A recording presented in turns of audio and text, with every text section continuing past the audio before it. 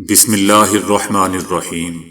السلام علیکم دوستو، دنیا بھر کی خبروں میں آج آپ سنیں گے، لیکن اس سے پہلے اگر ہو سکے تو لائک اور سبسکرائب کا بٹن ضرور دبا لیں۔ شکریہ۔ جمعیت علماء ہند کے صدر مولانا ارشد مدنی نے ایک پریس کانفرنس سے خطاب کرتے ہوئے دوستوں پہلگام میں ہونے والے تخریب کارانہ حملے کی سخت مذمت کی ہے اور کہا ہے کہ اسلام کسی بے گناہ کو مارنے کی اجازت نہیں دیتا۔ مولانا ارشد مدنی نے کہا کہ یہ حملہ ایک تخریب کارانہ سوچی سمجھی کارروائی ہے۔ ان کا کہنا تھا کہ حکومت کو چاہیے کہ جو بھی اس حملے کا ذمہ دار ہو اس کے خلاف سنجیدہ سخت سے سخت قدم اٹھائے۔ ان کا کہنا تھا کہ وہ نہیں جانتے کہ یہ حملہ آور کہاں سے آئے ہیں۔ مودی حکومت کی پالیسیوں پر تنقید کرتے ہوئے مولانا ارشد مدنی کا کہنا تھا کہ اگر حکومت واقعی ملک میں امن و امان چاہتی ہے تو اسے نفرت انگیز پالیسیوں سے باز آ جانا چاہیے۔ ان کا کہنا تھا کہ ہندو مسلم کے درمیان نفرت پھیلانا ملک کے مفاد میں نہیں ہے، لیکن بی جے پی ایسا چاہتی ہے۔ ان کا کہنا تھا کہ ملک میں امن قائم رکھنا حکومت کی اولین ذمہ داری ہونی چاہیے اور ایسے واقعات پر سیاست سے گریز کیا جانا چاہیے جو کہ مودی کی ہم حکومت ہمیشہ سے کرتی آئی ہے۔ مولانا ارشد مدنی کا کہنا تھا کہ اسلام ایک پرامن مذہب ہے جو دنیا میں سب سے زیادہ تیزی سے پھیلنے والا مذہب بھی ہے۔ انہوں نے دعویٰ کیا کہ اسی تیز رفتار پھیلاؤ کی وجہ سے دنیا بھر میں اسلام کے خلاف مختلف طرح کی سازشیں کی جا رہی ہیں۔ ان کا یہ بھی کہنا تھا کہ اسلام کے خلاف مختلف ہتھ کنڈے اختیار کیے جا رہے ہیں، چاہے وہ میڈیا کے ذریعے ہو یا عالمی پالیسیوں کے ذریعے، لیکن اس کے باوجود اسلام کا پیغام اور اس کا پھیلاؤ جاری ہے۔ انہوں نے عالمی برادری سے اپیل کی کہ مذہب کو نفرت اور سیاست کا ذریعہ نہ بنایا جائے بلکہ انسانیت، رواداری اور امن کے اصولوں کو فروغ دیا جائے جن کی بنیاد پر اسلام قائم ہے۔ مقبوضہ وادی کے کولگام ضلع میں ایک نوجوان پر اسرار حالات میں دوستوں مردہ پایا گیا۔ پولیس اور مقامی لوگوں نے اتوار کو نوجوان کی باڈی ویشو ندی سے برآمد کی۔ متوفی کولگام ضلع کے ٹنگمرگ گاؤں کا رہنے والا تھا۔ مقامی لوگوں نے بتایا کہ امتیاز احمد ماگرے ایک مزدور تھا۔ تاہم پولیس نے دوستوں ابھی تک اس واقعے کے حوالے سے کوئی باضابطہ بیان جاری نہیں کیا، لیکن محبوبہ مفتی نے اس معاملے میں گڑبڑی کا الزام عائد کیا ہے اور دعویٰ کیا ہے کہ مقامی لوگوں نے انہیں بتایا کہ امتیاز ماگرے کو ہفتے کو فوج نے اٹھایا تھا۔ محبوبہ مفتی کا کہنا تھا کہ کولگام میں ندی سے ایک اور کشمیری کی باڈی برآمد ہوئی ہے جس سے حالات مزید بدتر ہوئے ہیں۔ مقامی باشندوں کا الزام ہے کہ امتیاز ماگرے کو 2 دن پہلے فوج نے اٹھایا تھا اور اب اس کی باڈی پر اسرار طور پر ندی سے ملی ہے۔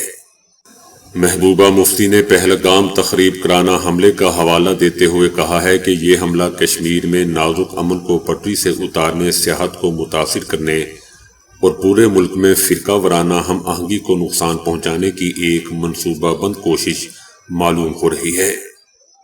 ان کا کہنا تھا کہ تشدد کا ایک بھی عمل پورے نظام کو ہلا کر رکھ سکتا ہے۔ من مانی گرفتاریاں، مکانات کو مسمار کرنا اور بے گناہ شہریوں کو نشانہ بنانا، تو مجرموں نے اپنا مقصد پہلے ہی حاصل کر لیا ہے۔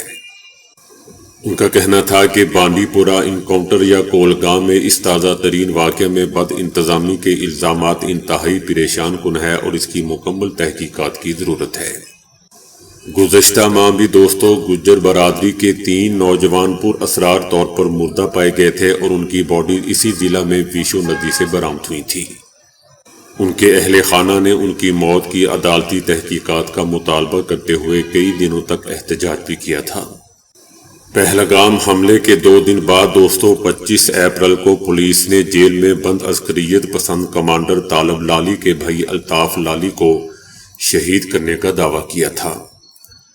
چنار کور نے 25 اپریل کو لکھا کہ تخریب کاروں کی موجودگی کے بارے میں مخصوص انٹیلیجنس ان پٹ کی بنیاد پر ہندوستانی فوج اور جموں اینڈ کشمیر پولیس نے بانڈی پورہ کے علاقے کولنار میں ایک مشترکہ تلاشی آپریشن شروع کیا تھا۔ تخریب کار کا سیکیورٹی فورسز سے مقابلہ ہوا اور فائٹنگ کا تبادلہ ہوا۔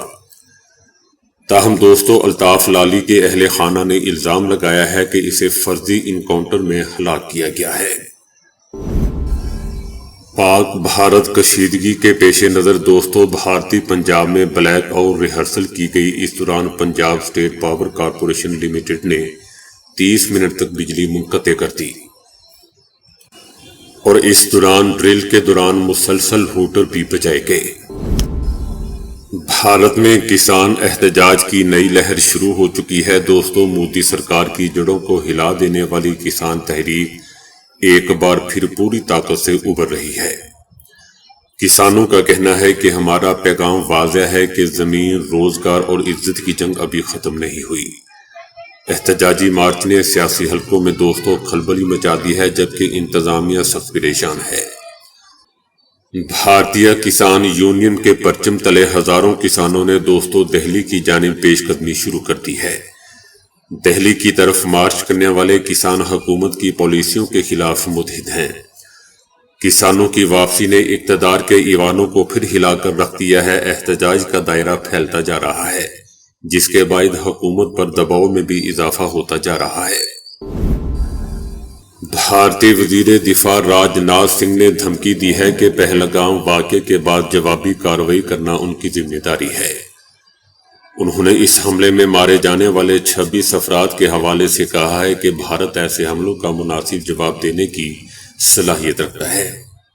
ان کا کہنا تھا کہ وزیر اعظم نریندر مودی کے طرز عمل سے عوام بخوبی واقف ہیں اور ان کی قیادت میں عوام کی خواہشات ضرور پوری ہوتی ہیں۔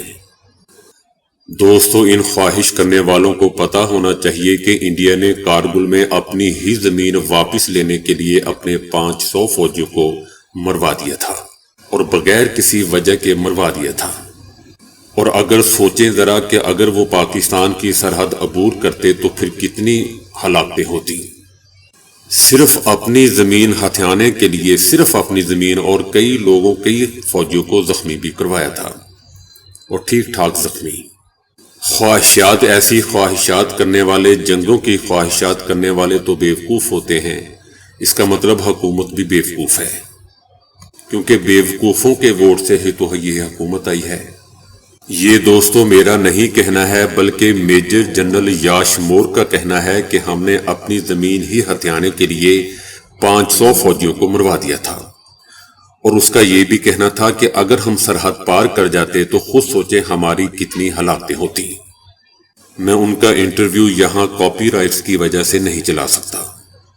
اور ان کا یہ بھی کہنا تھا، میجر جنرل یاش مور کا یہ بھی کہنا تھا کہ اگر بھارت نے جنگ چھیڑی تو بھارت بہت سال پیچھے نکل جائے گا۔ ان کا کہنا تھا کہ 80 کروڑ آبادی کو ہم صرف 5 کلو اناج فراہم کر رہے ہیں۔ اس سے اندازہ کر لیں کہ بھارت کتنی غربت میں زندگی گزار رہا ہے۔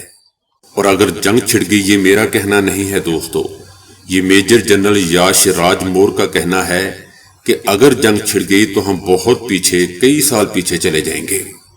اور یہ بندہ راج ناتھ سنگھ خواہشات پر جنگ چھیڑ رہا ہے۔ اس سے بڑا بیوقوف دنیا میں کوئی ہوگا؟ اور ویسے بھی یہ شکل سے بھی بیوقوف ہی لگتا ہے۔ ایسے لگ رہا ہے کہ جیسے گلی کا کوئی لونڈا لپاڑا بات کر رہا ہو۔ خیر لونڈا لپاڑا تو نہیں کہیں گے، بڈھا پواڑا کہہ سکتے ہیں۔ ان کی دوستو شکلیں دیکھیں، بدبودار شکلیں دیکھیں، جو نفرت کی بات کرتے ہیں، لوگوں کو مارنے کی بات کرتے ہیں، ان کے اہل خانہ کی چیخیں سننے کی بات کرتے ہیں۔ کوئی بھی ہو، چاہے پاکستان کی طرف سے ہی کیوں نہ ہو، ان کے شکلوں پہ پھٹکار برس رہی ہوتی ہے، جو لوگوں کی لاشوں پہ سیاست کرتے ہیں اور ان سے کھیلتے ہیں۔ اس بندے کے منہ سے میں نے کبھی محبت کی بات نہیں سنی، حالانکہ انڈیا میں بہت سے اچھے سنجیدہ لوگ بھی موجود ہیں، جیسا کہ میں ابھی بات کر رہا تھا میجر جنرل یاش مور کی۔ اس فوجی بندے کو جب بھی دوستوں میں نے سنا ہے محبت کی بات کرتے ہی سنا ہے۔ وہ کہتا ہے کشمیر میں اگر آپ جنگ چھیڑیں گے، وہاں پہاڑوں میں جنگ چھیڑیں گے تو آپ بہت پیچھے چلے جائیں گے، اور پھر چھیڑیں گے بھی کیوں؟ وہاں کیا کوئی سونا چاندی ہے یا کوئی معدنیات ہے جس کے لیے آپ جنگ کریں گے؟ صرف لوگوں کی خواہشات پر ہی جنگ چھیڑ دیں گے؟ وہ کہتے ہیں کہ ایک چھوٹے سے ٹکڑے کے لیے اتنی بربادی ہوگی، کیپٹل بھی اور انسانی بھی، آپ اس کا تصور بھی نہیں کر سکتے۔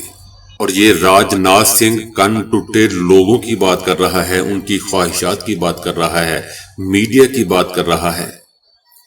انڈیا کے بدبودار میڈیا کی بھی دوستو خواہش ہے کہ جنگ کی جائے، اور کہتے ہیں کہ پاکستان کو سبق سکھایا جائے، بلکہ دوستو ان کو یہ کہنا چاہیے کہ آئیں جنگ کریں اور پاکستان سے سبق سیکھیں۔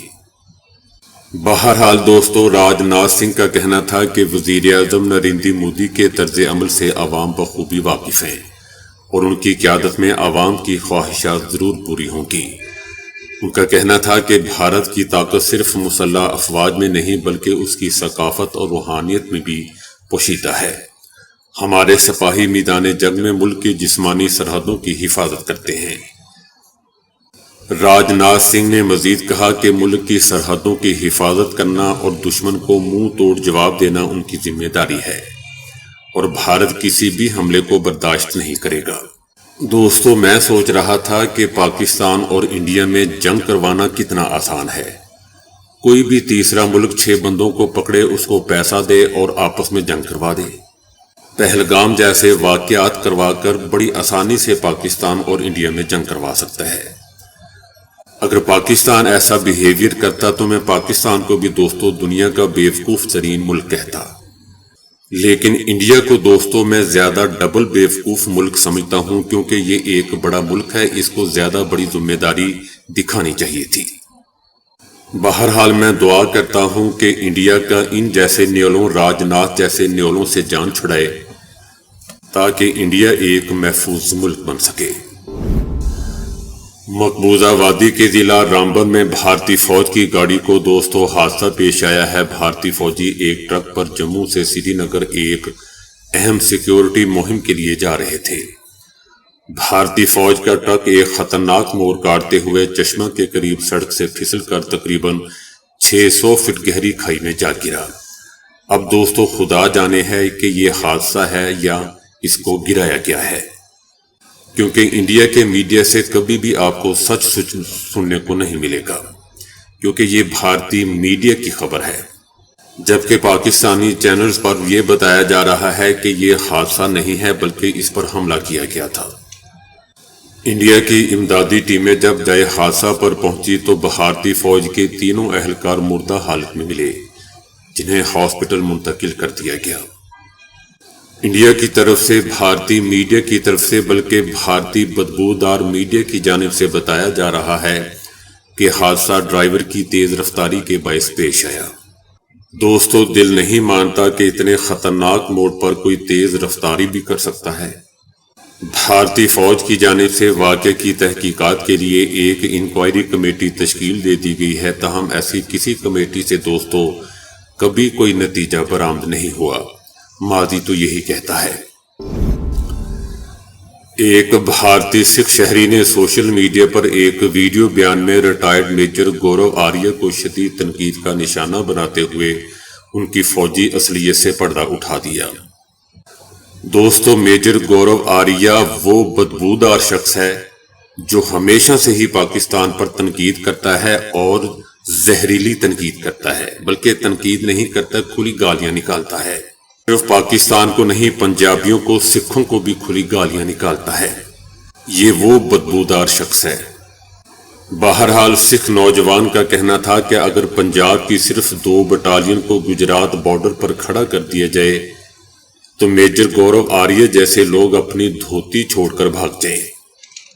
ان کا کہنا تھا کہ جب بھی بھارت کے بارڈر پر لڑائی ہوئی تو وہاں ہمیشہ سکھ فوجی ہی پیش رہے، جبکہ میجر گورو آریہ جیسے افسران صابن کھا کر بیماری کے بہانے بناتے تھے تاکہ لڑائی سے بچا جا سکے۔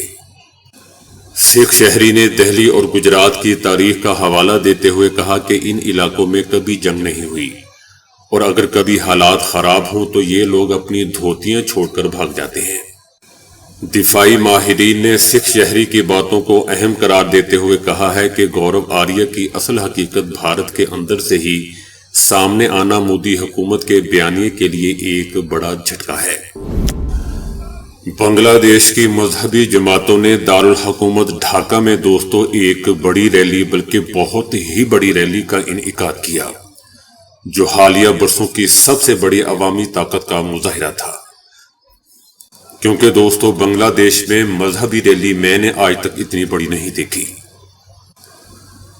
حکومت شیخ حسینہ کے خاتمے کے بعد مذہبی حلقے مزید سرگرم ہو گئے ہیں۔ حفاظت اسلام بنگلہ دیش کے بین تلے مختلف سیاسی اور مذہبی تنظیموں، مدارس اور علماء کرام نے ریلی میں شرکت کی۔ مقررین نے حکومت سے کئی مطالبات بھی کیے، جن میں خواتین کمیشن کی تحلیل بھی شامل ہے، جس کا مقصد خواتین کے مساوی حقوق کو فروغ دینا ہے۔ ایک خواتین مدرسہ کی معلمہ محمد شہاب الدین کا کہنا تھا کہ مرد اور عورت کبھی برابر نہیں ہو سکتے۔ قرآن پاک نے ہر جنس کے لیے الگ الگ اصول بیان کیے ہیں، ہم اسے آگے نہیں جا سکتے۔ مظاہرین نے دوستو خواتین کے football matches, music shows, theatre festivals اور پتنگ بازی جیسے تہواروں کو غیر اسلامی قرار دے کر ان پر پابندی لگانے کا مطالبہ کیا ہے۔ وزیر اعظم نوبیل انعام یافتہ ڈاکٹر محمد یونس نے اعلان کیا ہے کہ عام انتخابات جون 2026 تک کرائے جائیں گے۔ مدرسہ ٹیچر محمد عمر فاروق کا کہنا تھا کہ اگر کسی حکومت نے اسلام مخالف کوئی قدم اٹھایا تو 92% مسلم آبادی اس کو مسترد کر دے گی۔ یاد رہے دوستو کہ سابق وزیر اعظم شیخ حسینہ 15 سالہ اقتدار کے دوران اسلام پسندوں کے خلاف سخت اقدامات کرتی رہی تھی، اور انسانی حقوق کی سنگین خلاف ورزیوں کے الزامات کے بعد وہ بھارت فرار ہو چکی ہیں، جہاں وہ سنگین مقدمات کا سامنا کرنے سے انکار کر رہی ہیں۔ تو دوستو ابھی کے لیے اتنا ہی۔ ویڈیو کو لائک اور شیئر کرنے کا بہت بہت شکریہ۔